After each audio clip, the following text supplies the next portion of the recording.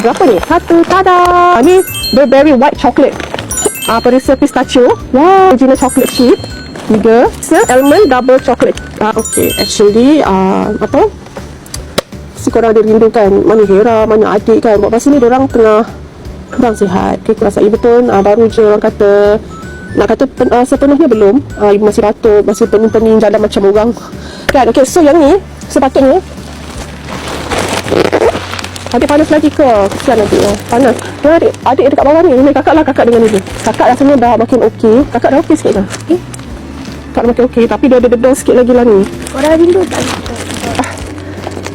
Ibu dalam pasal-pasal untuk pulihkan semangat ibu. Adik, kenapa sayang? Adik nak juga? Nak juga? No. Alah, sian anak ibu. Ibu nak juga lah, sian ya. Okay, so okay. Adik pun ada bersama dengan ibu. Okay, so kita ke tepi sikit. Okay, so jom kita tengok dekat dalam ni. Okay, sekarang ni actually dah lama sampai. Okay, dah lama sampai. Okay, so ini rasa sebenarnya saya rasa jugalah yang ni. Nampak ni.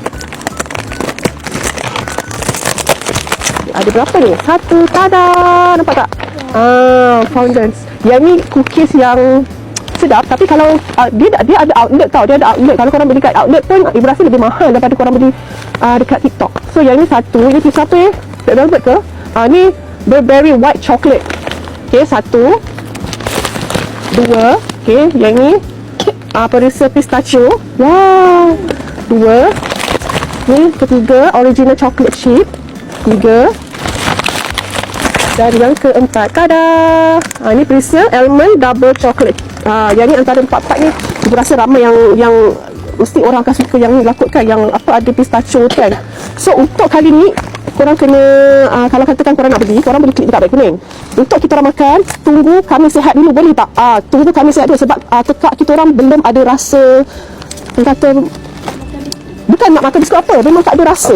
Kita tak sihat kan, ibu tak sihat. Jadi ibu nak orang kata review secara jujur dengan korang. Okay, nak review secara jujur biar ibu rasa betul ataupun tidak, sedap ataupun tidak kan. So kena tunggu ibu betul sihat. So yang ni korang boleh klik je dekat beg kuning tu dulu.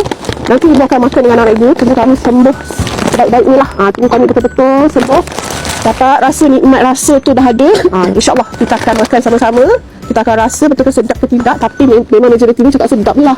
Biskut ni pula kan, brand ni pula kan, memang itulah. So korang tunggu nanti kita akan makan sama-sama dengan adik, dengan kakak. Okay, so okay tak? Okay, sian tengok nampak anak ibu sian, dia masih sakit lagi. Okay, korang, yang ni korang boleh cek dekat beg kuning. Okay, kat beg kuning.